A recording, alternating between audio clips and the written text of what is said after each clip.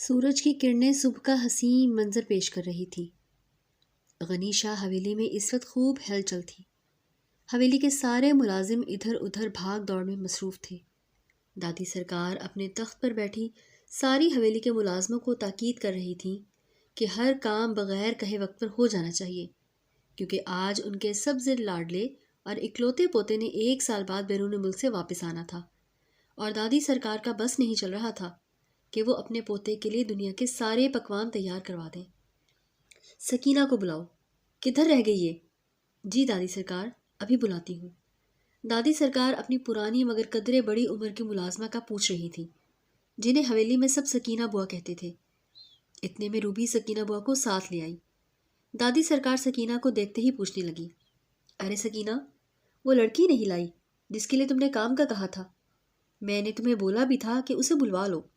ویسے بھی آج کل حویلی میں کام زیادہ ہے، اور روبی کا شوہر بھی بیمار ہے، اسے بھی آئے دن چھٹی کرنی ہوتی ہے۔ دادی سرکار اپنی نظر کا چشمہ سیدھا کرتے ہوئے بولی۔ سکینہ فوراً بولی، جی دادی سرکار، میں اس کی ماں کو بتاؤں گی کہ اسے اب اسکول نہ بھیجے تو اچھا ہے۔ 4 پیسے کما کر اپنے لیے کچھ جوڑ لے گی اور اپنی ماں کا سہارا بھی بن جائے گی۔ اچھا چل ٹھیک ہے، کل اسے ساتھ لے آنا، اور نہیں تو باورچی خانے کو ہی دیکھ لے گی۔ تمہیں تو پتہ ہے نا، اپنے چھوٹے شاہ کو ہر چیز نفاست والی پسند ہے۔ اب روبی کے بس کا کام نہیں۔ جی دادی سرکار، میں لے آؤں گی اسے۔ اچھا چل، اب جا کے ایک بار سارے انتظامات دیکھ لے، اور بہو کو بھی دیکھ، اسے کچھ چاہیے تو نہیں؟ آخر شوہر آ رہا ہے اس کا۔ جی دادی سرکار، میں دیکھتی ہوں۔ یہ کہتے ہی بوا غزل کے کمرے کی جانب چل دی۔ غزل جو آئینے کے سامنے کھڑی نکسک سی تیار ہو رہی تھی، بوا کے آنے پر خوشی سے پوچھنے لگی، بوا، میں کیسی لگ رہی ہوں؟ بوا غزل کا جائزہ لیتے ہوئے بولی، بہت پیاری لگ رہی ہیں آپ بی بی۔ غزل اپنی تعریف سنتے ہی مسکرانے لگی۔ بی بی، آپ کو کچھ چاہیے تو نہیں؟ نہیں بوا، شاہ کب تک آئیں گے؟ مراد انہیں لینے گیا ہے یا نہیں؟ غزل دھڑکتے دل کے ساتھ بوا سے پوچھنے لگی۔ جی بی بی، شاہ ہاشم آتے ہی ہوں گے، مراد گیا ہے انہیں لینے۔ بوا نے غزل کو بتایا اور غزل مزید بےتاب ہونے لگی۔ اتنے میں گاڑی کی آواز پر بوا بولی، لگتا ہے چھوٹے شاہ آ گئے ہیں۔ سارے ملازم گیٹ کی جانب دوڑے۔ گاڑی گیٹ سے اندر داخل ہوئی۔ شاہ ہاشم کی گاڑی سے اترتے ہی دادی آگے بڑھ کر اپنے پوتے کو گلے سے لگا لیتی ہے۔ مردانہ وجاہت، خوبصورت نین نکوش اور روب دار شخصیت کا حامل یہ شخص سچ میں حویلی کی رونق تھا۔ بلا شبہ حویلی کا ہر ایک فرد شاہ ہاشم کے ذکر سے بھی ڈرتا تھا۔ مراد، گاڑی میں کچھ ضروری سامان ہے، دھیان سے نکلوا لینا۔ سب سے ملنے کے بعد شاہ ہاشم ڈرائیور کو کہتے ہوئے اندر کی جانب چل دیے۔ یہ عظیم اور عالیشان حویلی غنی شاہ کے نام سے مشہور تھی۔ غنی شاہ جو ہاشم شاہ کے دادا تھے۔ ہاشم شاہ غنی شاہ حویلی کا واحد وارث تھا۔ اس کی شادی 5 سال پہلے دادی سرکار نے اپنی مرضی سے غزل سے کروا دی تھی، جو اسی گاؤں میں ایک غریب کسان کی بیٹی تھی۔ ہاشم شاہ کے تعلقات غزل کے ساتھ کچھ اچھے نہ تھے، اور بدقسمتی سے ابھی ان کے ہاں اولاد بھی نہیں ہوئی تھی، جس کی وجہ سے اکثر ان کے گھر میں ناچاکیاں رہتی تھیں۔ اس وقت بھی غزل ہاشم شاہ کے آگے پیچھے گھوم رہی تھی، مگر شاہ زیادہ دھیان نہیں دے پا رہے تھے۔ وہ دادی سرکار کے ساتھ بات چیت میں مصروف تھے کہ اتنے میں غزل آ کر دادی سے پوچھنے لگی، دادی سرکار، کھانا لگوا دیں؟ ہاں، کھانا لگوا دو۔ ہاشم شاہ جو فریش ہونے کے بعد دادی سرکار کے پاس آ کر بیٹھ گئے تھے، انہوں نے اسے حکم دیا۔ غزل سر ہلاتے ہوئے اندر کی جانب چل دی۔ رضیہ کہاں ہے؟ سکینہ بوا چلتے ہوئے رضیہ کے گھر تک آئی۔ خالہ، امی تو گھر نہیں ہے، ابھی تھوڑی دیر پہلے ہی بازار کی طرف گئی ہیں، سودا سلف لانا تھا۔ اچھا بیٹی، مجھے تم سے ہی بھی بات کرنی تھی، بیٹھو۔ وہ آ کر چارپائی پر بیٹھ گئی۔ گل بانو ان کے پاس ہی جگہ بناتے ہوئے بیٹھ گئی۔ جی بوا، کیسے آنا ہوا بتائیے؟ بیٹی، مجھے تم سے ضروری بات کرنی تھی۔ اس دن تمہاری ماں نے مجھ سے بات کی تھی کہ حویلی میں تمہارے لیے کام کے بارے میں بات کروں، کیونکہ تمہارے ابا بھی نہیں رہے اور تمہاری اماں زیادہ خرچہ برداشت نہیں کر پا رہی، اس لیے وہ چاہ رہی ہے کہ تم بھی حویلی میں جا کر کام کرو تاکہ 2 پیسے آ سکیں اور تمہارے لیے کچھ جہیز بھی اکٹھا ہو جائے۔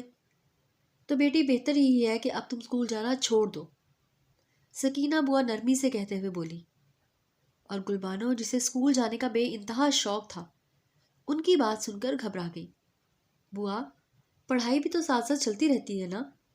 حالات گھر کے کیا پتہ کب اچھے ہوں گے، مگر مجھے پڑھنے کا بہت شوق ہے، میں کیسے اپنی پڑھائی ختم کر سکتی ہوں؟ سکینہ بوا اس کی بات سنتے ہوئے بولی تھی، پتر، ہمارے گھرانوں میں لڑکیاں زیادہ پڑھائی نہیں کرتی کیونکہ انہیں آگے جا کر اپنا گھر سنبھالنا ہوتا ہے، اور تم تو ویسے بھی میٹرک تک پہنچ گئی ہو، مزید پڑھ کر تم نے کیا ہی کرنا ہے؟ تمہارے لیے اچھا ہوگا کہ میرے ساتھ حویلی چلو اور وہاں جا کر کام سیکھو، 2 4 پیسے بھی آ جائیں گے، اور پھر تمہیں دادی سرکار جہیز کے لیے بھی بہت کچھ دے دیں گی، اس سے تمہاری ماں کا بھی بھلا ہوگا اور تمہارا بھی۔ دادی سرکار گل بانو کو سمجھاتے ہوئے بولی۔ ابھی یہ باتیں ہو ہی رہی تھی کہ رضیہ، جو گلبانو کی اماں تھی، گھر میں داخل ہوئیں۔ آ گئی تم؟ رضیہ کے ہاتھ میں سودا صرف کے شاپر تھے۔ اس نے شاپر گلبانو کو پکڑاتے ہوئے کہا، خیر سے آئیے، کیسے آنا ہوا؟ اماں، تیرے لیے پانی لاؤں؟ گلبانو نے ماں کے چہرے پر پسینے کی بوندیں دیکھتے ہوئے کہا، ہاں بیٹا، جاؤ لے آؤ۔ گلبانو کچن کی جانب چل دی۔ رضیہ، میں تمہارے پاس اس لیے آئی تھی کیونکہ اس دن تم نے گلبانو کے لیے بات کی تھی کہ حویلی میں اسے کام پر لگوا دیا جائے، تو دادی سرکار نے کل خود ہی مجھے کہا ہے کہ اس لڑکی کو ساتھ لے آنا، تو کیا میں اسے کل سے ساتھ لے جاؤں؟ رضیہ خوشی سے بوا کے چہرے کی طرف دیکھتے ہوئے بولی، کیوں نہیں خالہ، آپ کو پتہ ہے گھر کے حالات کا، شکر ہے انہوں نے اسے کام پر رکھ لیا، آپ بھی اسے ساتھ ساتھ کام کرنے کے بارے میں بتاتی رہیے گا تاکہ یہ وہاں کام سیکھ جائے۔ ہاں ٹھیک ہے، کل صبح اسے تیار رکھنا، میں آ کر لے جاؤں گی۔ بوا بیٹھیں، آپ کے لیے چائے بناتی ہوں۔ اتنے میں گلبانو ہاتھ میں پانی کا گلاس لیے حاضر ہوئی۔ نہیں بیٹی، میں چلتی ہوں، چائے پھر کبھی صحیح۔ نہیں، آپ کبھی بھی نہیں آتی، چائے پی کر جائیے گا۔ ٹھیک ہے بیٹی، چائے جلدی سے بنا کر لے آؤ، مجھے دیر ہو رہی ہے۔ گلبانو بوا کی بات سنتے ہی دوبارہ کچن کی جانب چلتی تھی۔ دادی سرکار سے بات چیت کرنے کے بعد شاہ صاحب ریسٹ کرنے اپنے کمرے کی جانب چل پڑے۔ غزل دروازے کے پاس آ کر نوک کرتے ہوئے بولی، کیا میں اندر آ سکتی ہوں؟ شاہ ہاشم اور غزل کی شادی کو اتنا عرصہ گزر گیا تھا، مگر آج تک ان میں اتنی بے تکلفی نہیں تھی کہ وہ غزل کو بنا اجازت کے کمرے میں آنے دیتے۔ ہاں آ جاؤ، انہوں نے سگریٹ سلگاتے ہوئے کہا۔ غزل آہستہ آہستہ قدم رکھتی اندر آئی۔ اس نے دیکھا کہ شاہ صاحب سگریٹ پینے میں مصروف ہیں۔ آہستہ سے نیچے بیٹھتے ہوئے بولی، شاہ صاحب، میں نے آپ کو بہت یاد کیا، ہر دن ہر رات میں نے آپ کی یاد میں کاٹا، کیا آپ کو بھی میری یاد آئی؟ شاہ ہاشم غزل کے چہرے کی طرف دیکھتے ہوئے بولے، غزل، تم ہمیشہ یہ بچوں والے سوال کیوں کرتی ہو؟ اپنے آپ میں تھوڑی میچور بنو، مجھے ایسے سوال جواب نہیں پسند اور بہت رات ہو گئی ہے، اب تم جا کر سو جاؤ۔ غزل، جس کی آنکھیں شاہ کو دیکھنے کے لیے ترس رہی تھی، شاہ کا یہ رویہ برداشت نہ کر پائی۔ وہ تو سمجھ رہی تھی کہ شاہ کے دل میں اس کے لیے محبت پیدا ہو گئی ہوگی، مگر اب تک ان کے دل میں محبت کا کوئی نام و نشان تک نہ تھا۔ وہ اپنے آنسو چھپاتی بیڈ کی دوسری طرف آئی۔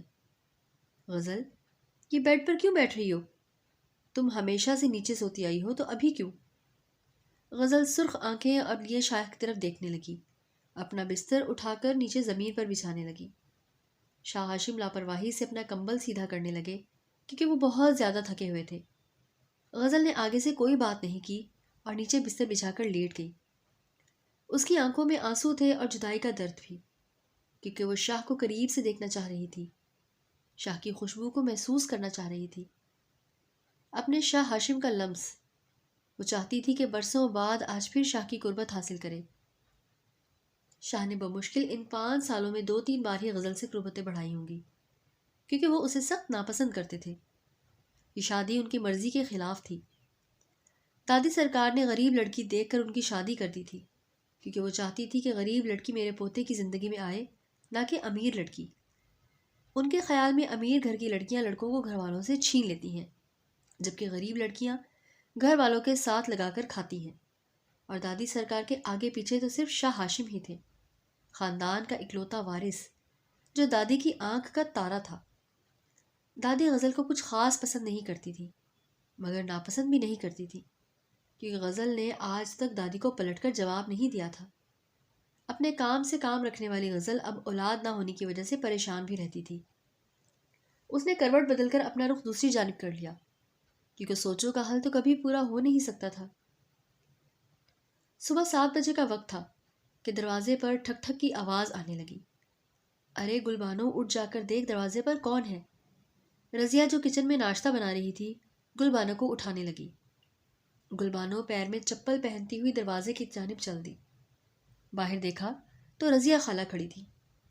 بیٹی، میں نے تجھے کہا تھا صبح جلدی تیار ہو جانا، پر تو ابھی بھی تیار نہیں ہوئی۔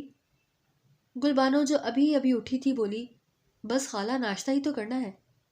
ناشتے کا ٹائم نہیں ہے، تم ایسے ہی چلو۔ اچھا خالہ، میں اماں کو بتا کر آتی ہوں۔ چل بیٹی جلدی سے آ جاؤ باہر۔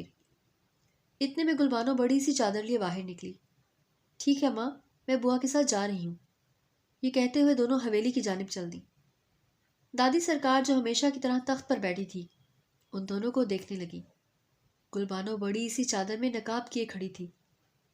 سلام دادی سرکار۔ اس نے آگے بڑھ کر سلام کیا۔ دادی بغور اس کا جائزہ لینے لگی۔ سکینہ، یہ رضیہ کی بیٹی ہے کیا؟ جی جی دادی سرکار، یہ اپنی رضیہ کی ہی بیٹی ہے۔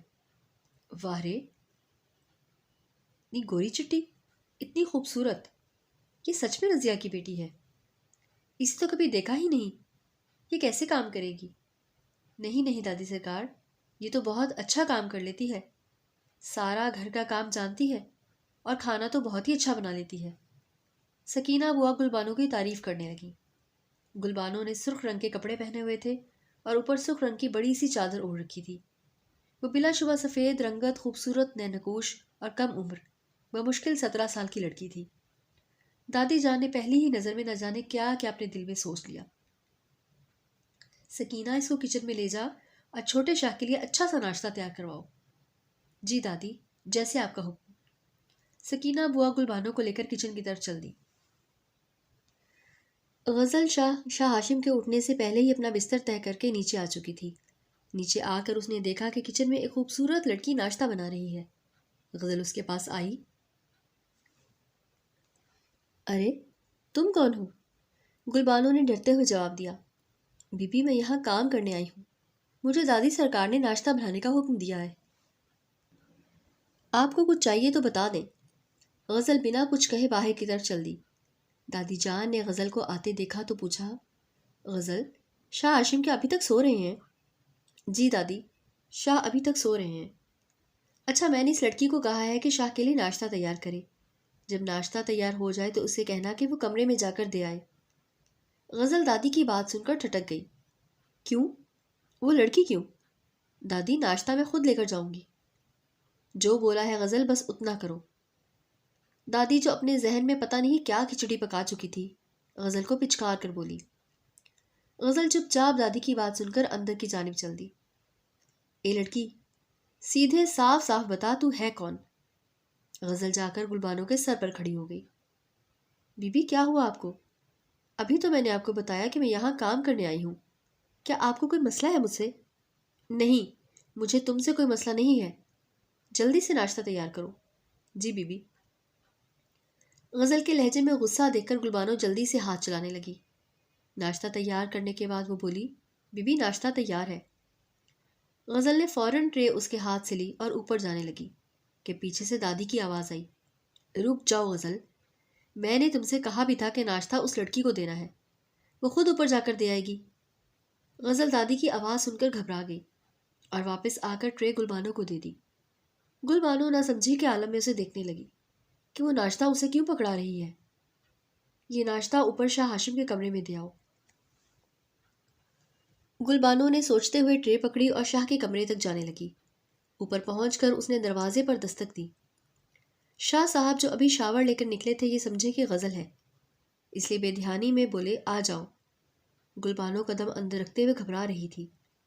وہ پہلی بار کسی بڑی حویلی کے اتنے شاندار کمرے میں آئی تھی۔ چادر سے منہ چھپائے وہ ناشتہ ٹیبل پر رکھنے لگی۔ شاہ ہاشم نے ایک نظر اس پر ڈالی اور پھر نظر ہٹانا بھول گئے۔ وہ سمجھ نہیں پا رہے تھے کہ یہ لڑکی اتنی حسین کیسے ہے۔ آج تک انہوں نے اتنی پاکیزہ، معصوم اور نرمی بھری شکل نہیں دیکھی تھی۔ اسے دیکھ کر ہرگز نہیں لگ رہا تھا کہ کوئی کام کرنے والی لڑکی ہے، الٹا یوں محسوس ہوا جیسے کوئی مہمان ہو جسے وہ ابھی تک نہیں جانتے۔ آپ کون؟ اور یہ ناشتہ آپ کیوں لے کر آئی ہیں؟ یہ دادی سرکار نے آپ کے لیے بھیجا ہے۔ یہ کہہ کر وہ پلٹنے لگی تھی کہ شاہ نے پکارا، بات سنو۔ گلبانو واپس پلٹی۔ اس نے ایک لمحے کو شاہ کو دیکھا۔ جی شاہ صاحب، تم ہو کون؟ میں آپ کے گھر میں کام کرنے والی ہوں، جسے آج ہی آپ کی دادی سرکار نے رکھا ہے۔ اوہ اچھا ٹھیک ہے۔ شاہ نے ہلکی سی مسکراہٹ کے ساتھ اسے دیکھا۔ ٹھیک ہے، تم جا سکتی ہو۔ اور سنو، میرے لیے ایک گلاس پانی بھجوا دینا۔ گلبانو نے جی اچھا کہا اور باہر نکل گئی۔ شاہ ہاشم ہمیشہ سب کے ساتھ بیٹھ کر ناشتہ کرتے تھے۔ اس سے پہلے انہوں نے کبھی اپنے کمرے میں ناشتہ نہیں کیا تھا۔ انہیں یہ بات سمجھ نہیں آ رہی تھی کہ آج ناشتہ ان کے کمرے میں کیوں بھجوایا گیا، اور وہ بھی اتنی حسین اور کمسن لڑکی کے ہاتھوں۔ ناشتہ کر کے شاہ ہاشم نیچے آئے تو دادی کو تلاش کرنے لگے، کیونکہ وہ جانتے تھے کہ بات صاف نہیں ہے۔ دال میں ضرور کچھ کالا ہے کہ دادی سرکار نے اس لڑکی کو ان کے کمرے تک بھیجا۔ سکینہ بوا، دادی سرکار کدھر ہے؟ شاہ نے کچن کے باہر کھڑی سکینہ بوا سے پوچھا۔ پتہ نہیں چھوٹے شاہ، اپنے کمرے میں ہوں گی، اس وقت آرام کرتی ہیں، میں جا کر دیکھتی ہوں۔ نہیں، میں خود جا کر دیکھتا ہوں، آپ رکیں۔ یہ کہہ کر شاہ ہاشم دادی کے کمرے کی طرف بڑھ گئے۔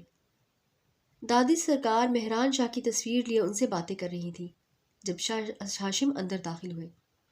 دادی کی آنکھوں میں آنسو دیکھ کر شاہ کے دل میں بھی باپ کے پیار کی ٹھنڈی بوند اتری گئی۔ تمہیں پتہ ہے ہاشم، میں نے تیرے باپ سے وعدہ کیا تھا کہ تجھے ہمیشہ خوش رکھوں گی۔ جب تیری ماں بھی تجھے چھوڑ کر چلی گئی تب تیرے پاس میں ہی تھی بیٹا، پر تمہاری شادی ہونے کے بعد بھی میں ان سالوں میں تمہاری آنکھوں میں وہ خوشی نہ دیکھ پائی جس کے تم حقدار تھے۔ باپ بننے کی خوشی وہ خوشی ہے جس کے آگے باقی سب خوشیاں ماند پڑ جاتی ہیں۔ اسی لیے میں نے فیصلہ کیا ہے کہ میں اب مزید انتظار نہیں کر سکتی۔ اس حویلی کو ایک وارث کی ضرورت ہے ہاشم، تمہیں دوسری شادی کرنی ہوگی۔ دادی سرکار کی بات سن کر شاہ ہاشم نے چونک کر انہیں دیکھا، جبکہ دروازے کے باہر کھڑی غزل کے پیروں تلے جیسے زمین ہی نکل گئی۔ دادی نے مضبوط لہجے میں بات آگے بڑھائی۔ تم دوسری شادی کر رہے ہو، اور وہ بھی گلبانو سے۔ تم نے اسے دیکھا ہے؟ کتنی خوبصورت ہے، تمہیں خوبصورت وارث دے گی۔ کون؟ گلبانو؟ شاہ ہاشم نے حیرت سے تردید کرنا چاہی۔ وہی لڑکی جو آج تمہیں ناشتہ دینے تمہارے کمرے میں آئی تھی۔ اس کے وہاں آنے کا مطلب تم سمجھ گئے ہو ہاشم۔ تو پھر بس نکاح کی تیاری کرو۔ دادی سرکار دو ٹوک فیصلہ سنا کر خاموش ہو گئی۔ شاہ ہاشم اب پورا معاملہ سمجھ چکے تھے۔ دادی، میں کسی کے ساتھ زبردستی نہیں کر سکتا، اور ایسے کیسے نکاح کر لوں؟ آپ کو معلوم ہے وہ مجھ سے عمر میں کتنی چھوٹی ہے۔ اس سے کوئی فرق نہیں پڑتا، اور زبردستی والی بات بھی چھوڑ دو۔ وہ اس حویلی میں ہے، جان لوگے تم اسے۔ دادی نے فیصلہ سناتے ہوئے رخ موڑ لیا۔ شاہ ہاشم بے بس ہو کر باہر کی جانب چلے اور وہاں کھڑی غزل پر نظر ڈالی۔ غزل کی آنکھوں میں شکوہ، بے بسی اور دکھ کے آنسو تھے۔ وہ شاہ کو دیکھ کر نظریں چراتی دوسری جانب چلی گئی۔ اپنے کمرے میں آتے ہی شاہ ہاشم مسلسل گلبانو کے بارے میں سوچتے رہے۔ وہ لڑکی ان کے ذہن پر نقش ہو چکی تھی۔ پھر اچانک کمرے میں غزل کی دبی بے دبی سسکی گونجی۔ نہیں شاہ، پلیز نہیں، آپ میرے ساتھ ایسا نہیں کر سکتے۔ غزل بے اختیار ان کے پاس آئی اور ان سے لپٹ کر رونے لگی۔ شاہ نے اسے خود سے دور کرتے ہوئے سختی سے کہا، غزل، یہ کوئی ظلم یا ناانصافی نہیں ہے۔ میں دوسری شادی دادی سرکار کے کہنے پر کر رہا ہوں۔ میں تمہیں چھوڑ نہیں رہا، تمہارا حق برابر رہے گا۔ غزل روتے ہوئے بولی، شاہ، میں نے سوچ کر مان لیا تھا، پر… شاہ نے اس کی گردن پکڑ کر اوپر کی اور سنجیدگی سے بولا، غزل، اب دادی کو وارث چاہیے۔ بہتر ہے کوئی ڈرامہ نہ کرو، جو ہو رہا ہے ہونے دو، یہ تمہارے لیے ہی اچھا ہوگا۔ یہ کہہ کر شاہ ہاشم وہاں سے چلے گئے اور غزل بے بسی سے آنسو بہاتی رہ گئی۔ کچن میں داخل ہوتے ہی شاہ کی نظر کام کرتی گلبانو پر پڑی۔ وہ لاپرواہی سے دوپٹہ شانوں پر پھینکے کام کرنے میں مصروف تھی۔ شاہ کو دیکھتے ہی گلبانو گھبرا گئی اور جلدی سے اپنا دوپٹہ سیدھا کرنے لگی۔ گلبانو، تم مجھے دیکھ کر ایسے کیوں گھبرا جاتی ہو؟ میں تمہیں کوئی نقصان تو نہیں پہنچاؤں گا نا؟ اس حویلی میں جتنے بھی ملازم ہیں، سب کا دھیان رکھنا میری ذمہ داری ہے۔ اگر تمہیں بھی کچھ چاہیے ہو تو بلا جھجک مجھ سے کہہ سکتی ہو۔ نہیں صاحب، مجھے کچھ نہیں چاہیے۔ اگر آپ کو کچھ چاہیے تو بتائیں۔ جو مجھے چاہیے کیا تم وہ دے سکتی ہو؟ سمجھ نہیں آئی صاحب۔ گلبانو، مجھے تم سے شادی کرنی ہے۔ آپ کیا کہنا چاہتے ہیں؟ مجھے سمجھ نہیں آ رہی۔ گلبانو، میں تم سے نکاح کرنا چاہتا ہوں، کیا تم اس کے لیے راضی ہو؟ گلبانو شاہ کی بات سن کر لرز گئی۔ شاہ، آپ کیا کہہ رہے ہیں؟ میں اور آپ سے نکاح؟ آپ تو شادی شدہ ہیں۔ ہاں، میں شادی شدہ ہوں، لیکن میری دادی سرکار میری دوسری شادی تم سے کرانا چاہتی ہیں، اور مجھے تمہاری رضامندی چاہیے۔ تم کیا چاہتی ہو؟ شاہ نے گلبانو کی طرف دیکھتے ہوئے سوالیہ نظروں سے پوچھا تھا۔ گلبانو دھیرے سے بولی، میرا رشتہ میری ماں نے میرے بچپن میں ہی طے کر دیا تھا۔ آپ کو شاید اس بات کا علم نہیں، لیکن میرا رشتہ بچپن سے ہی میرے چچا زاد شیدے سے طے ہو گیا ہے۔ شاہ گلبانو کی بات سن کر انتہائی غصے میں آگے بڑھے اور اپنی مٹھیاں بھیج کر کچن سے باہر نکل گئے۔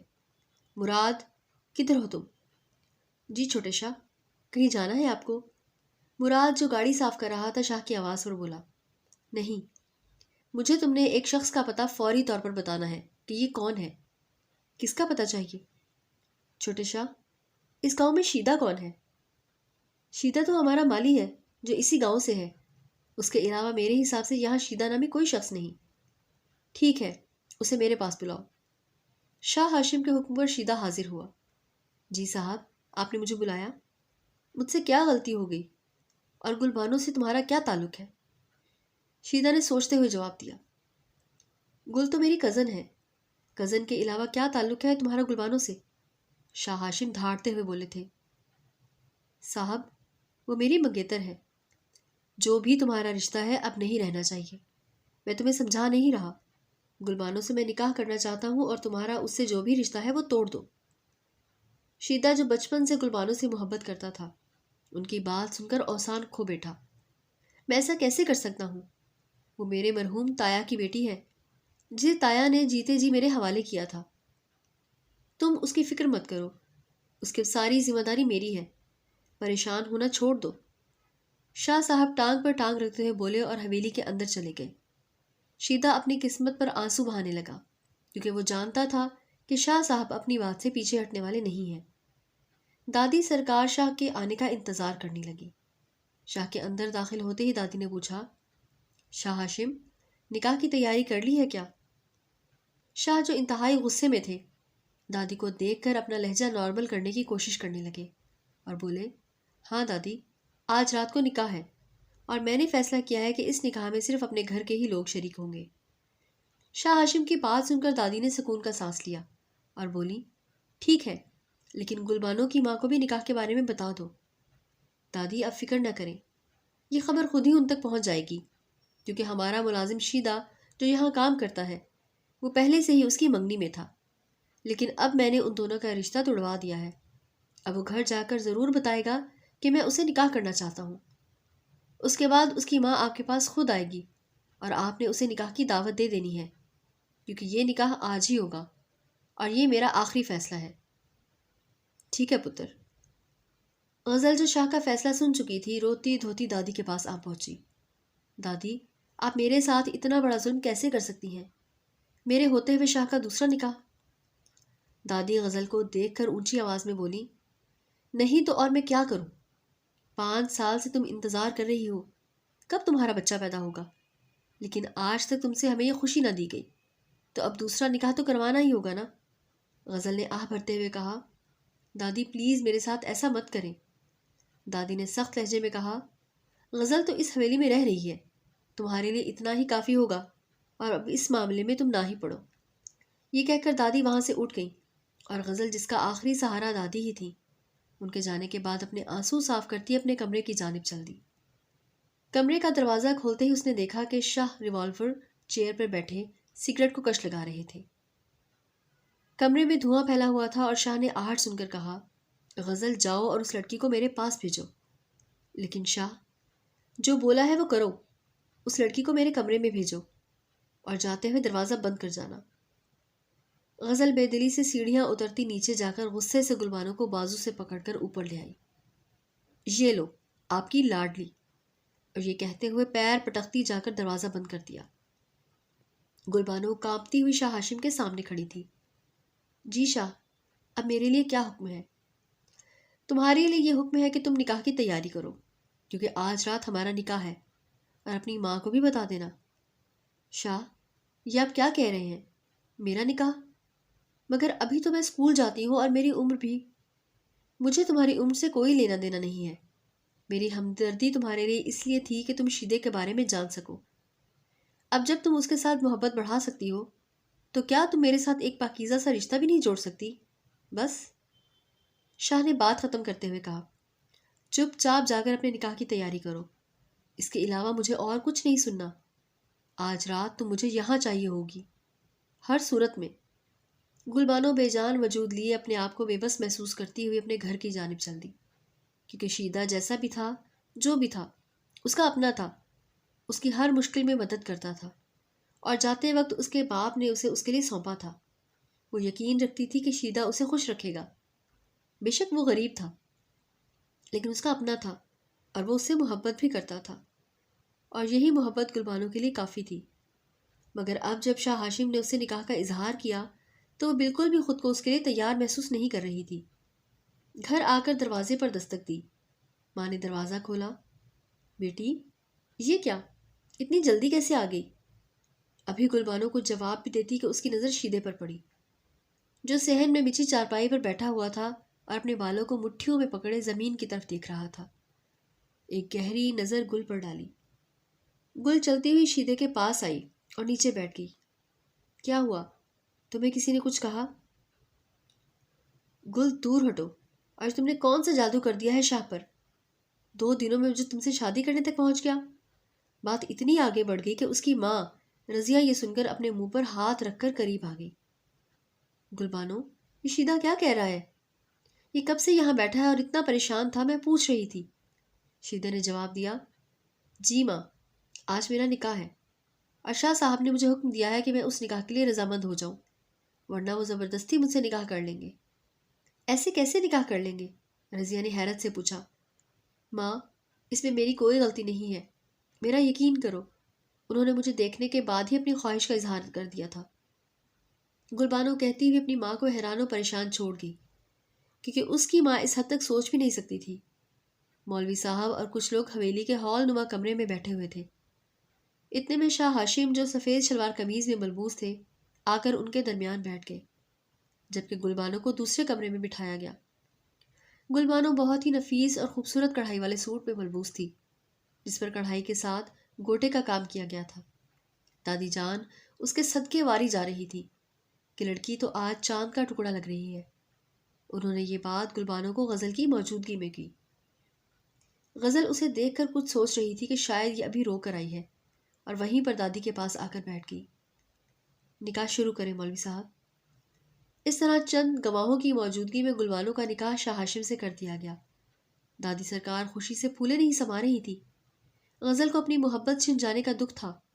دل پر پتھر لیے وہ دادی کے حکم کے مطابق گلبانو کو اس کے کمرے میں لے جانے لگی۔ اوپر جاتے ہوئے گلبانو دکھ کے ساتھ بولی، بی بی، مجھے معاف کر دیجیے گا، یہ سب میں نے نہیں کیا، نہ ہی میرا ایسا کرنے کا کوئی ارادہ تھا۔ میں بس اس نکاح کو کرنے پر مجبور ہوں۔ میں کر ہی کیا سکتی ہوں؟ بی بی، آپ کے شوہر نے مجھے زبردستی اس نکاح کے بندھن میں باندھ دیا ہے، مجھے معاف کر دیجیے گا پلیز۔ غزل گلبانو کو دیکھتی رہی اور کچھ نہ بولی۔ وہ آنسو پوچھتی اسے لے کر اس کمرے میں گئی جہاں وہ اور شاہ جی 5 سال سے اکٹھے رہ رہے تھے۔ حالانکہ ان کے درمیان کوئی اتنا خاص ازدواجی رشتہ نہیں تھا، لیکن پھر بھی اس کمرے سے غزل کی بہت ساری یادیں جڑی ہوئی تھی۔ غزل اس کمرے کا دروازہ بند کرتے ہوئے اپنے بہتے آنسوؤں کے ساتھ باہر نکل گئی۔ شاہ ہاشم، جو نکاح ہونے کے بعد کافی دیر تک اپنے کمرے کے باہر ٹیرس پر کھڑے سوچوں میں محو سگریٹ پینے میں مصروف تھے، آج وہ اپنی ماں کو شدت سے یاد کر رہے تھے، جس نے ان کے باپ کے مرنے کے بعد شادی کو دادی کے حوالے کر کے خود دوسری شادی کر لی تھی۔ بہت دیر گزرنے کے بعد شاہ نے کچھ سوچ کر قدم کمرے کی جانب بڑھائے۔ کمرہ ہلکا پھلکا سجایا گیا تھا۔ گلبانو بیڈ پر بیٹھی کانپ رہی تھی، کیونکہ وہ جانتی تھی کہ اس کے ساتھ کیا سلوک ہونے والا ہے۔ ایک وارث کے لیے اسے اس زبردستی کے بندھن میں باندھ دیا گیا تھا۔ اس میں شاہ کی محبت یا ان کی کوئی مرضی شامل نہیں تھی۔ اتنے میں شاہ کمرے کے اندر داخل ہوئے اور اپنی روب دار آواز میں بولے، گلبانو، مجھے تم سے ہمدردی تھی، بہت زیادہ ہمدردی۔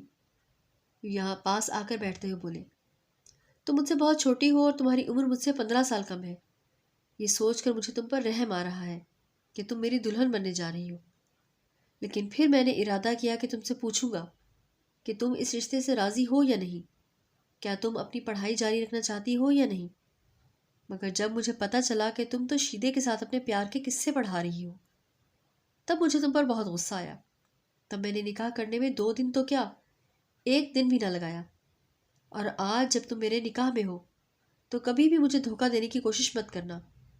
मुझे तुमसे वारिस चाहिए, और वारिस मैं तुम्हारी कोख से ही पैदा करूंगा। नहीं, प्लीज़, गुलबानो शाह को अपनी तरफ आते देखकर बोली। प्लीज़ मेरे साथ ऐसे मत करे। नहीं गुलबानो, वारिस तो मुझे तुम ही दोगी।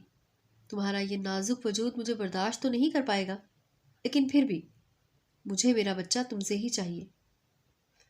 नहीं प्लीज़, अब जिस तरह कहेंगे मैं वैसे ही करूँगी। इस हवेली के सारे काम करूँगी। आप मुझसे ज़बरदस्ती निकाह तो कर चुके हैं, मगर प्लीज़ मुझे शीदे से दूर ना करें। खबरदार, शाह ने अपना हाथ उसके होंठों पर रखते हुए कहा। कभी भी नहीं। उसका नाम भी अपनी ज़ुबान पर मत लाना। शाह इंतहाई गुस्से में आकर गुलबानो को बेदर्दी से बेड पर धकेलते हुए बोले। उसके बाद शाह ने अपना रंग गुलबानो पर चढ़ा दिया, और गुलबानो इस रंग को पाकर कहीं ना कहीं अपने आप को खुशकिस्मत ही पाती रही, क्योंकि शाह जैसा खूबसूरत और रूपदार इंसान उसके शौहर के रूप में उसने कभी सोचा तक न था। गुलबानो ने अपना इरादा कर लिया था कि वो शीदे को नहीं मिलेगी, क्योंकि वो नहीं चाहती थी कि उसकी वजह से शीदे को कभी कोई नुकसान पहुंचे। आंख खुलने पर गुलबानो ने अपने आप को शाह की बाहों में पाया। वो हल्का सा कसमसाई जब शाह ने उसका बाजू पकड़ा और अपने करीब कर लिया। नहीं गुलबानो, ऐसी जसारतें करने की गलती मत करना। तुम्हारा ये खूबसूरत वजूद मेरी थकन उतार गया है, वो थकन जो मैंने न जाने कितने सालों से नहीं उतारी थी। तुम्हारे खूबसूरत वजूद का नशा ही मेरे लिए काफ़ी है। ये कहकर शाह उसके गुलाबी होते लबों पर झुक गया और उनका रस चखने लगा। गुलबानो बेबसी के आलम में अपने आप को शाह के हवाले कर गई। सुबह होते ही गुलबानो ने न जाने कितनी मुश्किल से इजाज़त लेकर अपनी माँ के घर जाने का इरादा किया। शाह ने गुलबानो को हुक्म दिया कि बुआ को भी साथ लेकर जाए। बुआ दिल ही दिल में गुल की किस्मत पर रश कर रही थी। गुलबानो अपनी माँ के घर पहुंचते ही उनसे लिपट गई। उसकी माँ जो अपनी बेटी का इंतज़ार कर रही थी, आंसुओं से तर चेहरा लिए उसे अपने आप से जुदा करते हुए बोली, बेटी, शीदा तो कल से बुखार में तप रहा है, जाकर उसका पता कर लो। इतना सुनना ही था कि गुलबानो के दिल में टीस सी उठी थी। उसकी वजह से शीदे का ये हाल हो गया था। वो अपने काम पर भी नहीं जा रहा था। शाह साहब के डर की वजह से अपना काम तक छोड़ चुका था। अंदर आते ही गुलबानो बोली, तुम्हारा क्या हाल है शीदे? मुझे माफ़ कर दो। मैंने तुमसे कोई बददयानती नहीं की। मैं तो अपने इस रिश्ते पर बहुत राज़ी थी, मगर मैं क्या कर सकती थी? गुल नादिम होते हुए बोली और अपने आंसू छुपाने लगी। नहीं गुलबानो, तुम्हारा कोई कसूर नहीं है। कसूर तो मेरा है जिसने तुम्हें वहाँ जाने की इजाज़त दी। मैं नहीं जानता था कि वो तुम्हारी खूबसूरती से इतना पिघल जाएगा कि तुम्हें मुझसे ही छीन लेगा। शीदा अपनी बेबसी को छुपाते हुए बोला। गुलबानो आगे बढ़कर उसका हाथ अपने हाथ में लेकर बोली, शीदे, मैं तुम्हारी शादी किसी बहुत अच्छी लड़की से करवाऊंगी, तुम देखना। नहीं गुलबानो, रहने दो। वो लड़की बहुत अच्छी तो होगी, लेकिन वो तुम्हारी जैसी नहीं होगी। मुझे तो सिर्फ तुम्हारी तलब थी। ये कहकर शीदा गुलबानो को वहाँ छोड़कर खुद कमरे से बाहर निकल गया, जबकि गुलबानो कितनी ही देर उसका इंतज़ार करती रही। शाम होने पर गुलबानो ने अपनी माँ से इजाज़त मांगी और बोली, माँ, अब मैं अपने घर जा रही हूँ। मुझसे मिलने आती रहना और शीदे का भी ख्याल रखना। ये कहकर गुलबानो अपने घर की जानिब चल दी। घर आकर गुलबानो ने शाह लॉन में बैठे शाह साहब को देखा। चलती हुई शाह साहब के करीब आ गई। शाह साहब ने एक उचटती सी नज़र उस पर डालते हुए पूछा, आ गई तुम? जी। शाह, माँ आपका पूछ रही थी, तो तुम बताती ना कि मुझे वहाँ जाने का कोई शौक नहीं। शाह की बात सुनकर गुलबानो को बुरा लगा। उसका दिल जो पहले ही दुखी था अब और भी उदास हो गया था। गुलबानो वापस जाने के लिए पलटी, मगर शाह ने उसे रोका। ये किस हुलिये में घूम रही हो तुम? तुम्हारे पास कोई ढंग के कपड़े नहीं है? शाह ने एक नज़र गुल के कपड़ों पर डाली जो काफ़ी रफ लग रहे थे। नहीं शाह, मेरे पास बहुत कपड़े हैं, लेकिन मुझे ऐसे ही कपड़े पसंद हैं, गुलबानो बोली। لیکن گلبانو، مجھے ایسے کپڑے ذرا بھی پسند نہیں ہیں۔ آج کے بعد میں تمہیں ایسے کپڑوں میں نہ دیکھوں۔ تم اس حویلی کی رانی ہو اور تمہیں رانیوں جیسا ہی لگنا چاہیے۔ شاہ یہ کہتے ہوئے غزل کی طرف دیکھنے لگا جو چائے اٹھا کر لا رہی تھی۔ غزل نے نظریں پھیر کر دوسری جانب دیکھ لی۔ بیٹھو، شاہ نے گلبانو کو کرسی پر بیٹھنے کے لیے کہا۔ گلبانو شاہ کے پاس سے ہوتی ہوئی جا کر کرسی پر بیٹھ گئی۔ غزل نے گلبانو کے لیے چائے ڈالی۔ جی اچھا کہتے ہوئے چائے ڈالنے لگی۔ چائے ڈالنے کے بعد وہ دونوں کی طرف نگاہ پھیر کر اندر چلی گئی۔ اسی طرح دن رات گزرتے گئے۔ اب تو دادی جان ہر روز گلبانو سے پوچھتی رہتی تھی کہ کب وہ انہیں خوشخبری سنا رہی ہے، جبکہ شاہ ہاشم گلبانو کو حقیقی طور پر اپنی بیوی مان چکے تھے۔ وہ غزل کو بھی برابر کے حقوق دینا چاہتے تھے، مگر غزل سے انہوں نے قربتیں نہ بڑھائی تھیں، جس کی وجہ سے غزل اندر ہی اندر ٹوٹ رہی تھی۔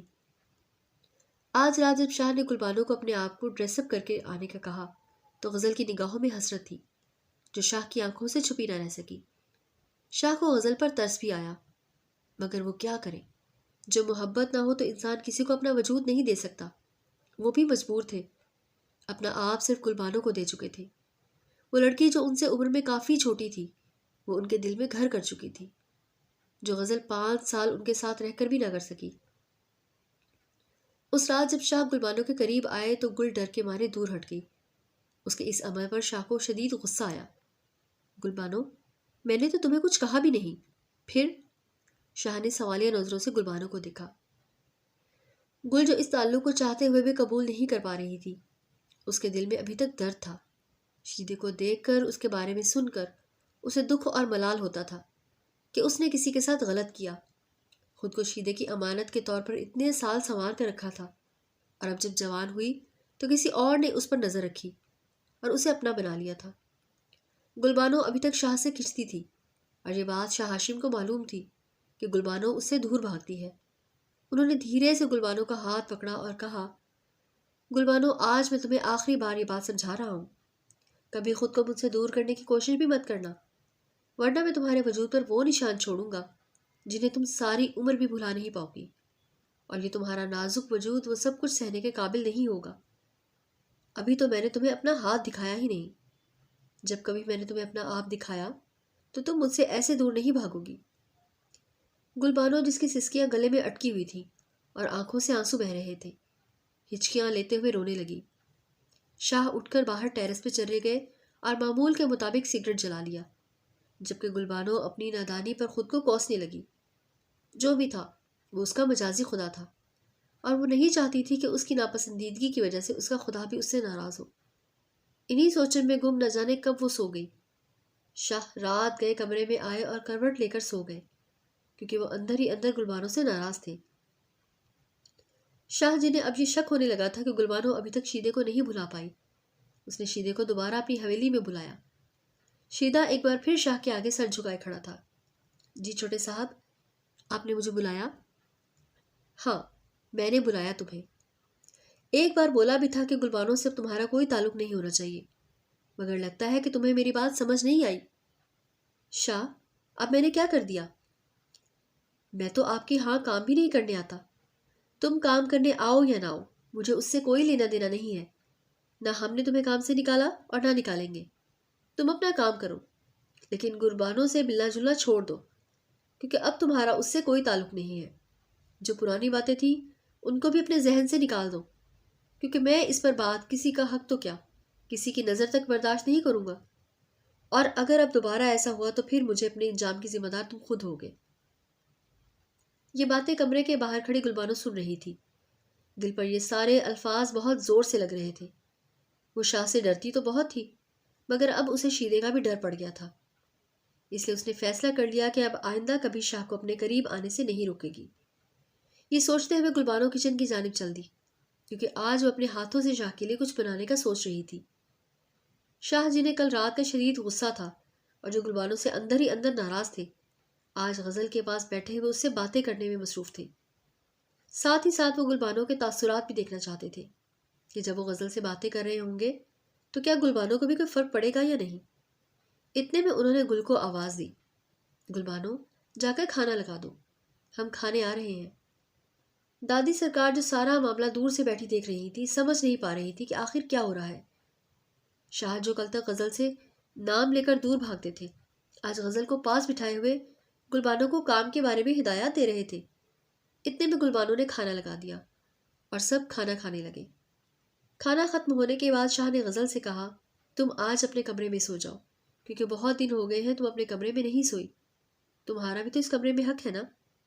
غزل یہ سن کر خوشی سے نہال ہو گئی۔ اسے یقین نہیں آ رہا تھا کہ شاہ نے اسے خود بولا ہے۔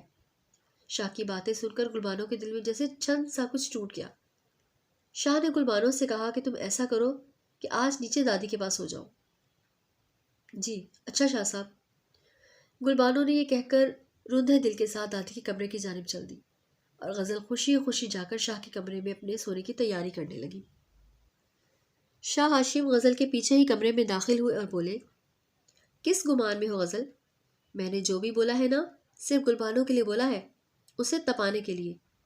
میرے ساتھ قربتیں بڑھانے کا کوئی ارادہ نہیں ہے تمہارا۔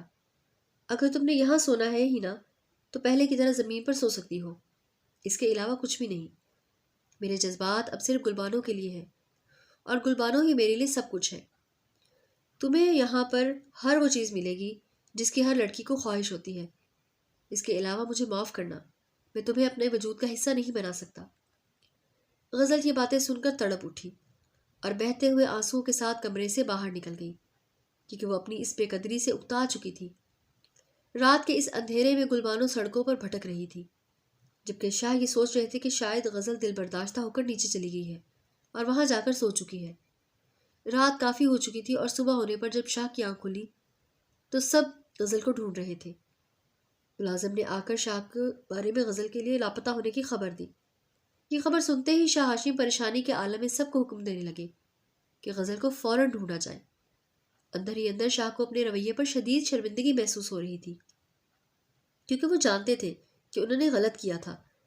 چاہے کچھ بھی ہوا ہو، غزل ان سے محبت کرتی تھی اور وہ یہ نہیں چاہتے تھے کہ ان کی وجہ سے اسے کوئی نقصان پہنچے یا حادثہ پیش آئے۔ 3 دن گزرنے کے بعد جب غزل کا کوئی پتہ نہ چلا تو اچانک غزل کی ماں کی کال آئی۔ انہوں نے شاہ کو کہا کہ غزل کو طلاق دے دے، کیونکہ اب وہ ان کے ساتھ نہیں رہے گی۔ شاہ ہاشم زاہدہ بیگم کی بات سن کر غصے میں آگے بڑھ گئے اور بولے کہ اپنی بیٹی سے پوچھے تو صحیح، اسے اس حویلی میں کس چیز کی کمی تھی؟ زاہدہ بیگم نے جواب دیا، کمی کسی چیز کی نہیں تھی، مگر جب اس کا شوہر ہی اس کا نہیں تھا تو وہ یہاں کس کے سائے میں رہتی؟ اب ہماری بیٹی اس حویلی میں واپس نہیں آئے گی اور جس کے ساتھ اس نے دوسری شادی کی ہے وہی رہے گی۔ شاہ نے غصے سے فون بند کر دیا اور پھر پختہ فیصلہ کر لیا کہ وہ غزل کو نہ طلاق دیں گے اور نہ ہی اسے دوبارہ اس حویلی میں لائیں گے۔ اب شاہ ہاشم قدرے پرسکون ہو چکے تھے، کیونکہ حقیقت یہ تھی کہ غزل کو خود گھر سے نہیں نکالنے تھے، بلکہ غزل نے خود یہ حویلی چھوڑ دی تھی۔ دادی سرکار اس بات پر غصے میں تھی، کیونکہ انہوں نے غزل سے اس بے وقوفی کی امید نہیں کی تھی۔ یہاں تو غزل کو 2 وقت کی روٹی کے لیے بھی ترسنا پڑے گا، جبکہ یہاں اسے سب کچھ میسر تھا۔ اس کے شوہر کی توجہ بھی کم تھی، لیکن پھر بھی وہ دنیا کی ہر چیز حاصل کر سکتی تھی۔ شاہ ہاشم ابھی پچھلے دنوں والا رویہ رکھے ہوئے تھے اور گلبانو کو مکمل طور پر نظر انداز کر رہے تھے۔ وہ چاہتے تھے کہ گلبانو خود ان کے پاس آئے، ان سے بات کرے، اپنے کیے پر نادم ہو اور کہے کہ اس کا دل ان کے بغیر نہیں لگتا۔ شاہ ہاشم یہ الفاظ سننا چاہتے تھے کہ گلبانو بھی ان سے اتنی ہی محبت کرتے جتنی وہ اس سے کرتے ہیں، اور یہی جذبات وہ براہ راست گلبانو کے منہ سے سننا چاہتے تھے۔ گلبانو جو کچھ دنوں سے شاہ ہاشم سے دور تھی، آج اپنی ناساز طبیعت کی وجہ سے پوری طرح بستر پر پڑی تھی۔ دادی سرکار نے اس کی حالت دیکھتے ہوئے شاہ کو کہا کہ اسے ڈاکٹر کے پاس لے جائے، ہو سکتا ہے اللہ کی کرم نوازی ہو اور کوئی خوشخبری مل جائے۔ دادی سرکار بہت حساس تھی اور گلبانو کی کسی بھی چھوٹی بیماری پر بہت صدمے میں آ جاتی تھی۔ آج صبح سے ہی گلبانو اپنی طبیعت کی ناسازی کی وجہ سے اٹھ نہیں پا رہی تھی۔ شاہ اس کے کمرے میں آئے اور ہاتھ بڑھاتے ہوئے بولے، گلبانو اٹھو، ہم ڈاکٹر کے پاس چلتے ہیں۔ گلبانو تھر تھراتی ہوئی بولی، نہیں شاہ، میرے میں ہمت نہیں ہو رہی۔ شاہ نے مسکراتے ہوئے کہا، اٹھو گلبانو، اور اپنا سہارا دے کر اسے اٹھایا۔ دونوں گاڑی میں بیٹھ کر قریبی ہسپتال پہنچے۔ وہاں لیڈی ڈاکٹر کے پاس چیک اپ کرواتے ہوئے شاہ بہت تجسس سے ہر عمل کو دیکھ رہے تھے کہ اچانک ان کے فون پر کال آئی۔ شاہ کال سننے کے لیے باہر گئے۔ جب ڈاکٹر نے گلبانو کو خوشخبری سنائی کہ وہ ایک بچے کی ماں بننے والی ہے تو گلبانو کے لیے یہ بہت بڑی خبر تھی۔ وہ جانتی تھی کہ شاہ اور دادی سرکار اس خبر کے انتظار میں کتنے بے قرار تھے، اور اب یہ خبر سننے کے بعد وہ اسے اور زیادہ عزت اور مان دیں گے۔ لیکن گلبانو، جس کی عمر ابھی چھوٹی تھی، ڈاکٹر کو یقین نہیں آ رہا تھا کہ کیا وہ واقعی اس عمر میں شادی شدہ ہے۔ شاہ کال سن کر واپس اندر آئے اور ڈاکٹر سے پوچھا، ڈاکٹر صاحبہ، سب کچھ ٹھیک ہے؟ ڈاکٹر نے مسکرا کر جواب دیا، کیا آپ ان کے شوہر ہیں؟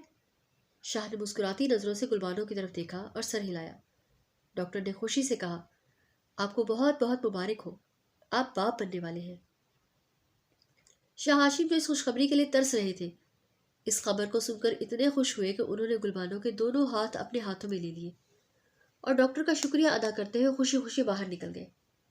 راستے میں شاہ ہاشم نے گلبانو کے ہاتھوں میں خوبصورت پھولوں کے گجرے پہنائے اور گاڑی گھر کی جانب بڑھ گئی۔ گھر پہنچتے ہی دادی سرکار بے صبری سے انتظار کر رہی تھی۔ دادی کی نظر خوشی سے جھومتے شاہ اور شرماتی ہوئی گلبانو پر پڑی، جن کے ہاتھوں میں خوبصورت گجرے تھے۔ دادی سرکار نے دونوں کو مسکراتے ہوئے دیکھا اور پھر شاہ سے دریافت کیا۔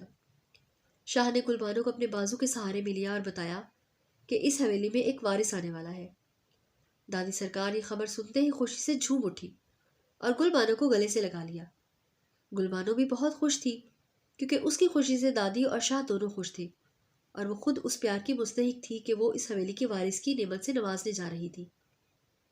اب شاہ ہاشم اپنا سارا غصہ بھلا کر گلبانو کو اپنے کمرے میں لے گئے اور بیڈ پر بٹھاتے ہوئے بولے، گلبانو، تم سے ملنے سے پہلے مجھے نہیں پتا تھا کہ محبت کیا ہوتی ہے، محبت کس بلا کا نام ہے اور محبت کسے کہتے ہیں، مگر جب میں نے تمہیں پہلی بار دیکھا تو مجھے محبت ہونے کا احساس ہوا۔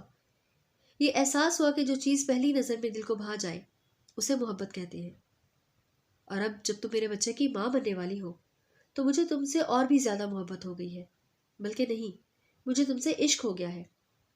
شاہ نے گلبانو کے دونوں ہاتھ اپنے ہاتھوں میں لیتے ہوئے کہا، خود کو مجھ سے کبھی دور مت کرنا، میری تم سے یہی درخواست ہے۔ اللہ جو بھی دے گا وہ ہمارے لیے نعمت ہو یا رحمت، یہ بہت بڑی ہوگی۔ تم میرے لیے بہار کی طرح آئی ہو، جس نے میرے اجڑے چمن میں خوشبو بکھیر دی ہے۔ گلبانو اس کی بے پناہ محبت کے اعتراف میں بولی، لیکن آپ نے غزل کے ساتھ بھی کچھ اچھا نہیں کیا۔ شاہ نے سنجیدگی سے کہا، گلبانو، میں مانتا ہوں کہ غزل کے ساتھ میرے مراسم اچھے نہیں تھے، اور میں یہ بھی جانتا ہوں کہ کسی کی آہ نہیں لینی چاہیے، کیونکہ وہ زندگی میں ایک چنگاری بن جاتی ہے، مگر میں تم سے وعدہ کرتا ہوں کہ غزل کو بنا کر واپس لاؤں گا اور اسے بھی برابر کے حقوق دوں گا، جتنا تمہیں ملا ہے اتنا ہی اسے ملے گا، اور یہ سب رب کی عنایت ہے، اس میں اس کی کوئی غلطی نہیں۔ شاہ کی یہ بات سن کر گلبانو کے دل میں سکون اترا۔ وہ بڑی ادا سے مسکرائی اور اپنا سر شاہ ہاشم کے چوڑے سینے پر ٹکا دیا۔ شاہ ہاشم نے ایک پیار اور محبت بھری مہر گلبانو کے ماتھے پر ثبت کی اور بولے، اب بھی کیا تم دور بھاگو گی مسز ہاشم؟ گلبانو کانوں کو ہاتھ لگاتے ہوئے مسکرا دی، جبکہ شاہ آج مالا مال خوشیوں سے لبریز تھے۔ یہ لڑکی ایک معمولی ملازمہ سے حویلی کی سردارنی بن گئی اور اپنے عزم و ہمت سے نہ صرف اپنی حیثیت بدل لی بلکہ غزل کو بھی اس کے برابر کے حقوق دلائے۔ یہ کہانی ہمیں یہ سکھاتی ہے کہ حوصلہ، صبر اور انصاف کے ساتھ ہر مشکل پر قابو پایا جا سکتا ہے۔ کہانی کیسی لگی کامنٹس میں ضرور بتائیے اور چینل کو سبسکرائب کرنا نہ بھولیں۔ شکریہ۔